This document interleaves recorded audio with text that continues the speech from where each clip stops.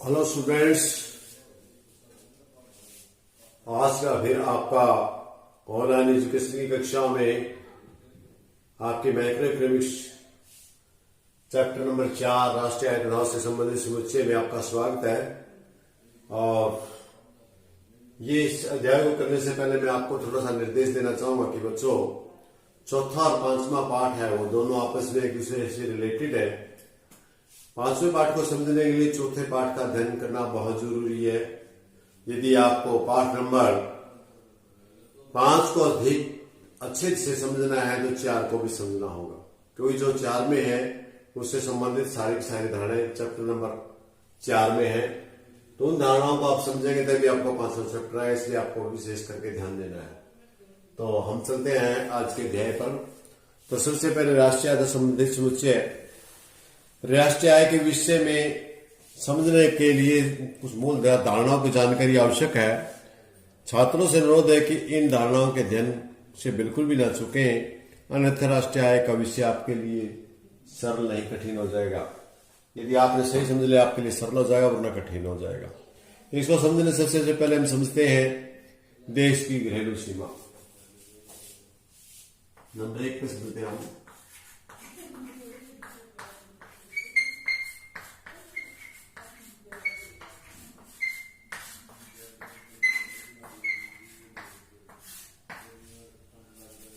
सबसे पहले हम समझ लेते हैं देश की घरेलू सीमा क्या है। आम बोलचाल की भाषा में घरेलू सीमा की धारणा से अभिप्राय देश की राजनीति या भौगोलिक सीमा से लिया जाता है, परंतु राष्ट्रीय आय लेखा की घरेलू सीमा का शब्द प्रयोग विशेष अर्थों में लिया जाता है। घरेलू सीमा की परिभाषा में शामिल क्या क्या चीज किए जाते हैं उनको हम समझते हैं। इसमें क्या क्या शामिल करते हैं। सबसे पहले देश की भौगोलिक सीमा को शामिल किया जाता है। देश की राजनीतिक या भौगोलिक सीमा,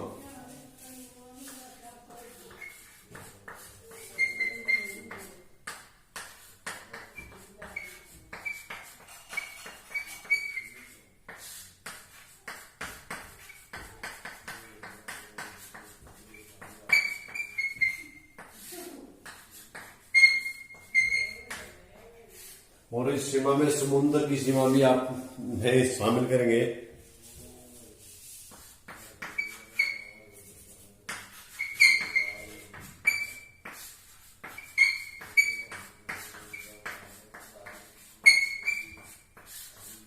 यदि ये सीमा आप शामिल करें तो समुद्री सीमा सहित इसको शामिल करेंगे। इसके अलावा इसमें और क्या शामिल होता है, देश के निवासियों द्वारा 2 या 2 से अधिक देशों के बीच चलाने वाले जहाज। नंबर 2,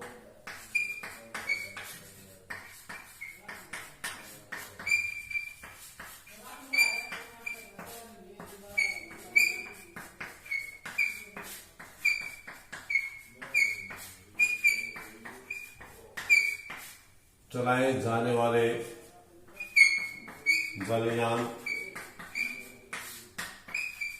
वायुयान, नौका।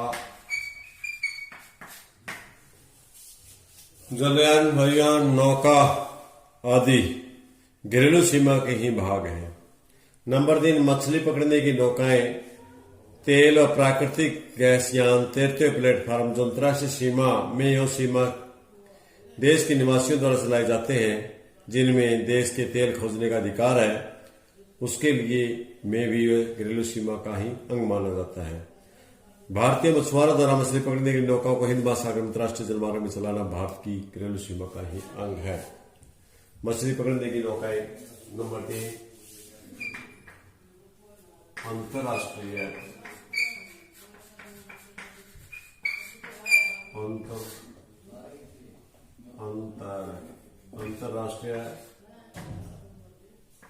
सीमा में मछली पकड़ने वाली नौकाएं।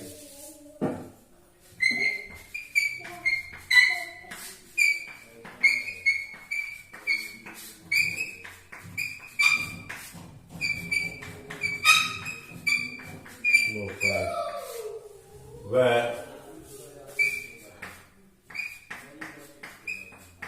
तेल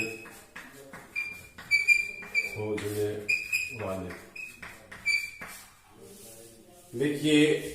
स्टूडेंट्स, मैं आपको बता दूं कि जो भौगोलिक सीमा है वो सिर्फ आपके पैमाने तक, आपके मैप तक सीमित है, और समुद्र या राजनीति का वो भी आपके मैप तक सीमित है। समुद्र की सीमा सहित नहीं हम इसको, यदि बिना समुद्र की सीमा नहीं थी और कम है, इससे ज्यादा समुद्र सीमा नहीं, इसका विस्तार और हो जाता है। लेकिन यहाँ बात है आर्थिक सीमा की, तो आर्थिक सीमा का आकार इसमें ज्यादा लंबा होता है, और वो हम उसमें जो दो देशों के बीच चलाए जाने वाले वायुयान है वो भी उसमें शामिल होते हैं। क्योंकि यदि हमारे देश का यान है कोई, जैसे इंडिया का यान है, यदि वो किसी जापान में या दूसरे राष्ट्र में जाता है, वहां जाएगा तो उससे जो आने वाले इनकम का जरिया वो हमारे देश का है, और जो उनका देश का यहाँ आएगा तो उनके देश का है।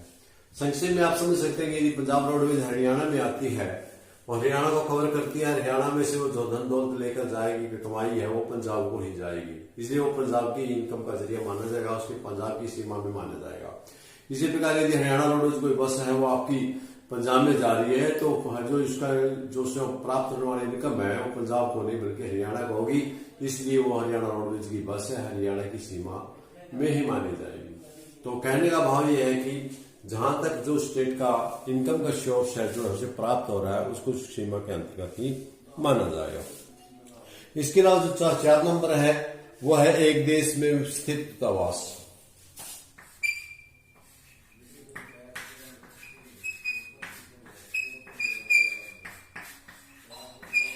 एक देश में जो स्थित होते हैं वो क्या होते हैं? एक देश के विदेशों में स्थित दूतावास। एक देश के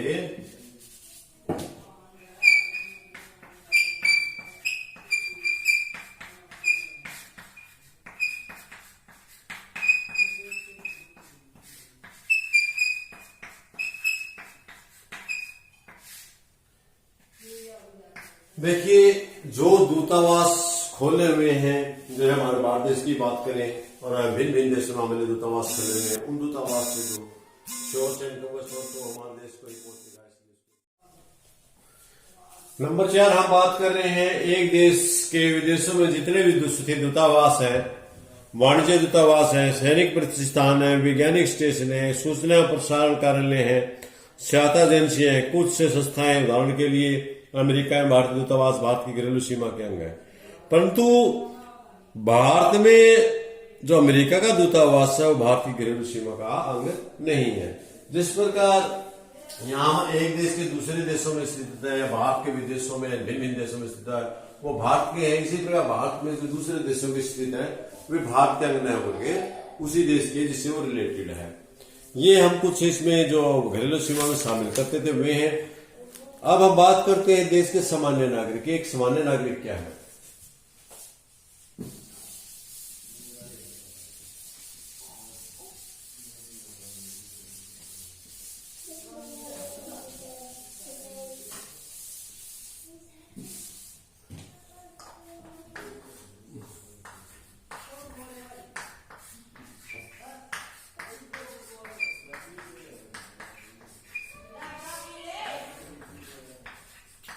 देश के सामान्य निवासी। क्योंकि इन नामों को जानने से पहले हमें देश के सामान्य निवासियों के बारे में भी जानना जरूरी है। राष्ट्रीय आय एक देश के केवल सामान्य निवासियों का आय का सकल जोड़ तो है, अतः हमें सामान्य निवासियों की अवधारणा को समझ लेना चाहिए। एक सामान्य निवासी वह व्यक्ति होता है, संस्था आती है, व्यक्ति भी हो सकता है, संस्था भी होती है, जो साधारणतः एक ही देश का में निवास करता है और जिसकी आर्थिक रुचि उसी देश में केंद्रित होती है। एक देश का सामान्य निवासी बनने के लिए एक व्यक्ति का उस देश के प्रति 1 वर्ष या उससे अधिक समय के लिए निवास अवश्य होना चाहिए। इसके बारे में हम निम्नलिखित बातें जानते हैं। नंबर 1, सामान्य निवासी के अंतर्गत व्यक्ति संस्थाएं दोनों आते हैं। सबसे पहले बात ये देखनी आपने, इसके अंतर्गत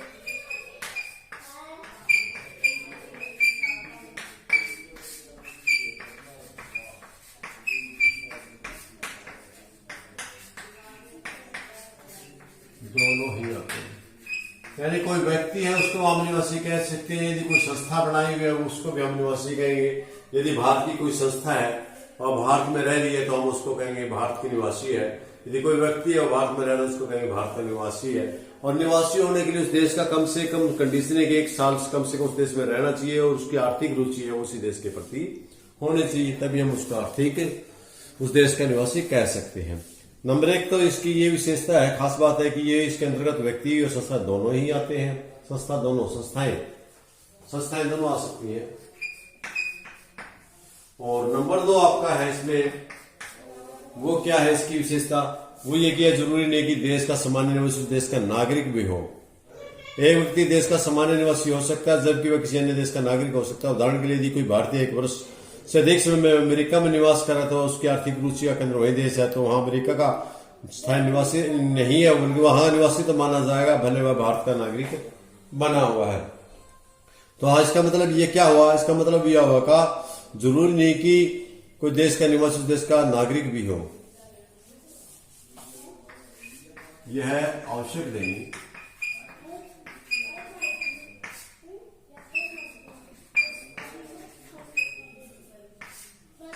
जो निवासी है वह उस देश का नागरिक भी हो। ठीक है। नंबर 3, देश में स्थित WHO और IMF जैसे अंतर्राष्ट्रीय संगठनों को उस देश में सामान्य निवासी नहीं कहा जा सकता। यदि कोई भारतीय इन संगठनों में काम करता है तो उसे भारत का निवासी माना जाएगा।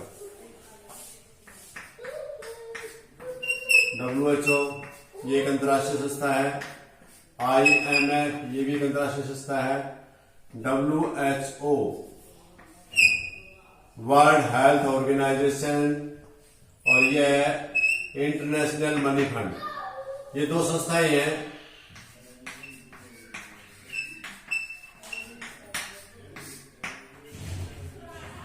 को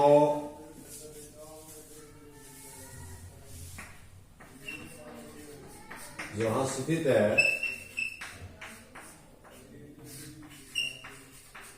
वहां का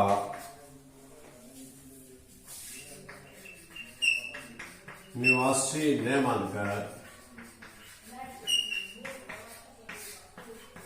जहां के हैं वहां के निवासी माना जाता है।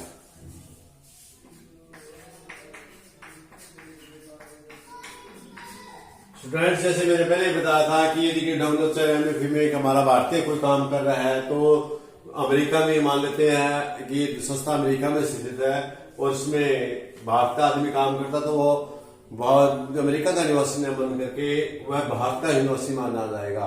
इस संस्था में जिन जिन देशों के लोग इसमें शामिल हैं, इसके जो सदस्य हैं, वे लोग इन उसी देश के जिस देश में स्थित है उस देश के सामान्य निवासी न होकर के बल्कि वो सामान्य निवासी अपने अपने देश के जिस देश से उनका संबंध है। इसके बाद जो मनोरंजन अवकाश बिताने के लिए आते हैं, कुछ समय के लिए निवासी आते हैं, उन्हें स्थानीय निवासी नहीं माना जाता। जो 1 साल से कम के लिए आते हैं, चाहे वो मनोरंजन के लिए आते हो, विकास बिताने के लिए आते हो, इलाज कराने के लिए आते हो, अध्ययन के लिए आते हो। मनोरंजन नंबर 4, मनोरंजन, स्वास्थ्य, शिक्षा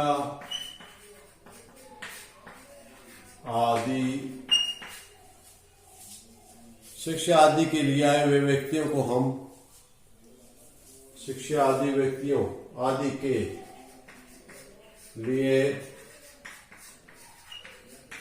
आए व्यक्ति को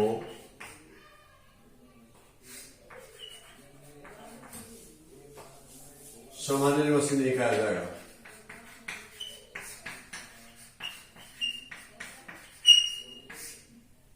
सामान्य निवासी उसी निवासी नहीं होते, बल्कि ये उसी देश के सामान्य निवासी होते हैं जहां से ये बिलोंग करते, जहां से संबंध रखते हैं, उसी देश के निवासी हैं।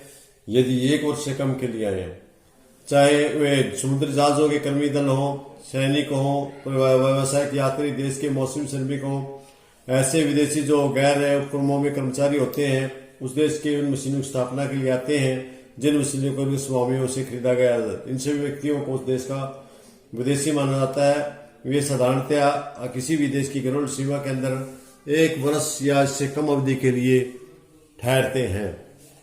नंबर 5, सीमा पर काम करने वाले श्रमिक या वे व्यक्ति जो प्रतिदिन लगभग नियमित रूप से 2 देशों की सीमाओं को पार करते हैं, वो इस देश के निवासी होते हैं जिस देश में रहते हैं। नंबर 5, जो हर रोज काम के लिए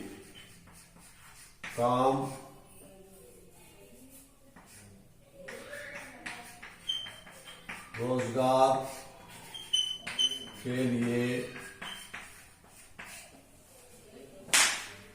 दूसरे देश की सीमा पार करते हैं,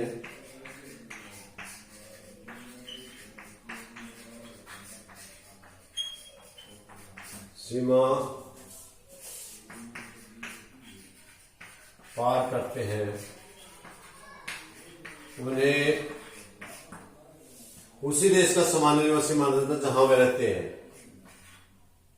जहां वे रहते हैं उस देश का निवासी माना जाता है, उसे उस देश का निवासी माना जाता है। इसका मतलब ये है कि काम चाहे वो कहीं भी करता हो, लेकिन जहां पर उसका निवास स्थान है उसी देश का निवासी माना जाएगा। जैसे कि पाकिस्तान का कोई आदमी काम करने के लिए भारत की सीमा को हर रोज पार करता भारत में आता है तो पाकिस्तान का निवासी माना जाएगा। यदि भारत का और पाकिस्तान में उसके खेत हैं और खेत में हर रोज काम करने के लिए जाता है तो उसे भारत का ही निवासी माना जाएगा, पाकिस्तान का नहीं। इसके अलावा सीमा पार करने के साथ साथ विदेशी पदाधिकारी, कूटनीतिज्ञ, सशस्त्र सेना के सदस्य को उसी देश का सामान्य निवासी माना जाता है जिस देश के वे निवासी होते हैं। समझ में आया आपको? वह क्योंकि न कि उस देश के जिसमें वे काम करते हैं वहां नहीं माना जाएगा, बल्कि जहां जिस देश के उसी देश को माना जाएगा।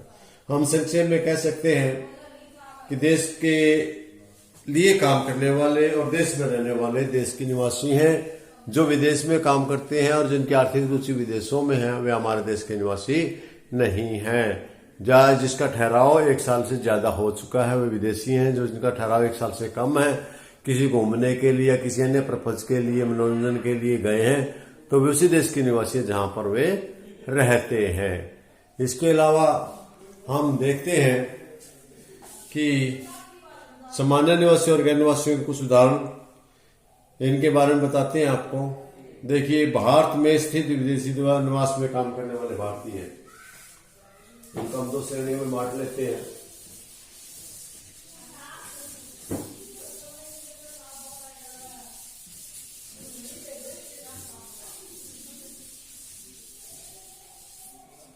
हम बात कर रहे हैं सामान्य निवासी, भारतीय गैर निवासी।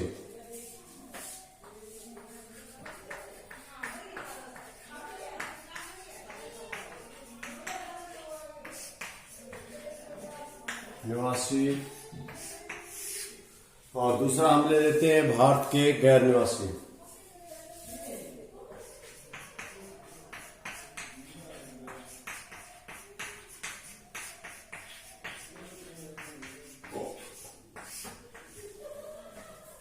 सबसे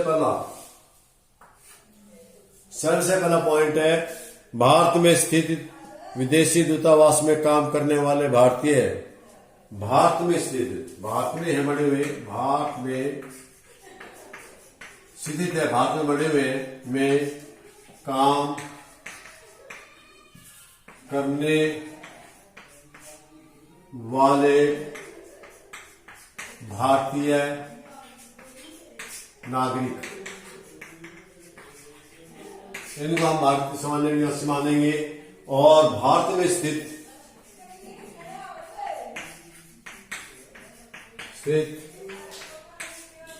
काम करने वाले विदेशी नागरिक, करने वाले विदेशी, किसी भी देश का दूतावास है, उस दूतावास में यदि कोई भारतीय आदमी काम कर रहा था तो भारतीयों की निवासी माना जाएगा, अगर विदेशी है तो उसको विदेशी निवासी माना जाएगा। नंबर 2, भारत में स्थित WHO में काम करने वाले भारतीय। भारत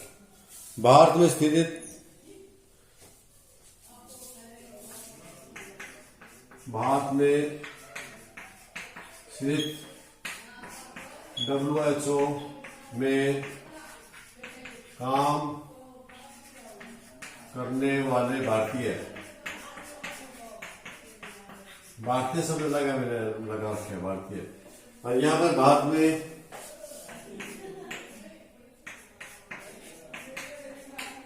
में स्थित WHO में काम करने वाले विदेशी। इसी प्रकार भारत में काम करने वाले IMF इंटरनेशनल कार्यालय में काम करने वाले, IMF में काम करने वाले भारतीय।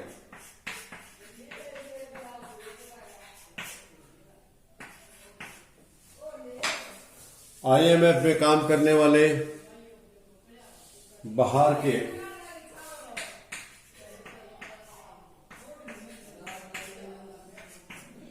विदेशी, चाहे वो किसी भी देश का हो, जर्मनी का हो, इंग्लैंड का हो, कहीं का हो, यदि वो आके इसमें काम कर रहा है तो भारतीय अंतर्राष्ट्रीय मुद्रा में काम भारतीय है, स्थानीय लोग हैं तो उनको भारत का निवासी माना जाएगा। यदि वे बाहर के लोग हैं तो चाहे वो जर्मन का हो, चाहे वो अमेरिका का हो, चाहे कहीं का भी, तो उसको हम नहीं कहेंगे, चाहे वो डायरेक्टर उस चीज का, फिर भी वो वहीं का निवासी माना जाएगा। इसके बाद नंबर 4, भारत में अमेरिका का राजदूत।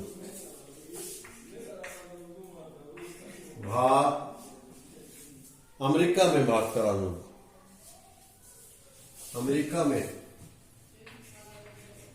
अमेरिका या अन्य देश, किसी भी देश में भारत का राजदूत। अमेरिका यानी किसी भी देश में, यदि यहाँ अमेरिका का उदाहरण लिया हमने, तो किसी भी देश में भारत का जो राजदूत है, भारत का राजदूत है, वो माना जाएगा। और भारत में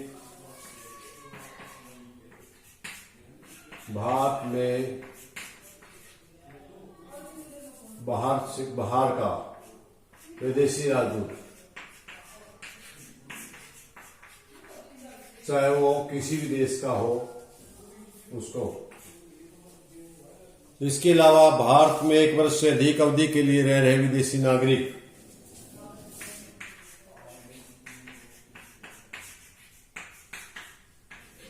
एक वर्ष से अधिक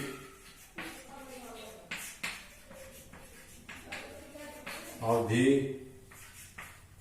से रहे विदेशी। तो विदेशी है, एक अवधि 1 साल के अवधि से फालतू बाहर के रह रहे हैं तो उसका भारत का निवासी माना जाएगा। इसमें अध्ययन व चिकित्सा के लिए आए हुए व्यक्तियों को शामिल नहीं करना है। इसमें ध्यान रखना, हमने पहले बताया था आपको, कोई अध्ययन के लिए आया है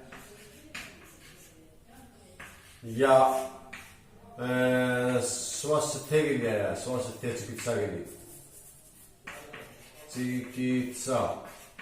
चिकित्सा के लिए आया, कोई इलाज करवाने के लिए आया या पढ़ने के लिए आया, उसको हम इसमें शामिल नहीं करेंगे, बाकी सभी को शामिल कर लेंगे। जिसमें हम लेंगे नंबर 5 में, भारत में रहने वाले 1 वर्ष से कम अवधि से रह रहे, भारत में 1 वर्ष से कम अवधि से रह रहे विदेशी, इनको नहीं मानेंगे। लेकिन विद्यार्थी जो अध्ययन करने के लिए आए हैं और चिकित्सा कोई इलाज करवाने के लिए आए, यदि वो 1 साल से ज्यादा भी रह रहा है तो भी हम उसको भारत का निवासी नहीं मानेंगे। तो इस प्रकार छात्रों, आज जो हमने आपको बताया वो आपका था कि इनको हम भारत का सामान्य नागरिक माने, किनको सामान्य नागरिक ना माने, हमने इसके बारे में चर्चा की। इसके साथ साथ हमने देश की घरेलू सीमा कहाँ तक होती है, आर्थिक सीमा है वो उसका कहाँ तक है, आर्थिक सीमा, भौगोलिक सीमा और राजनीतिक सीमाओं की अपेक्षा एक व्यापक शब्द है, व्यापक परिभाषा है इसकी, तो उसको हमने आज समझने का प्रयास किया। मुझे उम्मीद है आपके डाउट्स इससे निकले होंगे और इसके बाद हम आगे की चैप्टर अगली वीडियो में करेंगे। तब तक के लिए आपको इसका चैप्टर अच्छे से पढ़ना है, लिखना है, उसको समझना है। इसी प्रकार पढ़ते रहें, करते रहें और आगे बढ़ते रहें। धन्यवाद।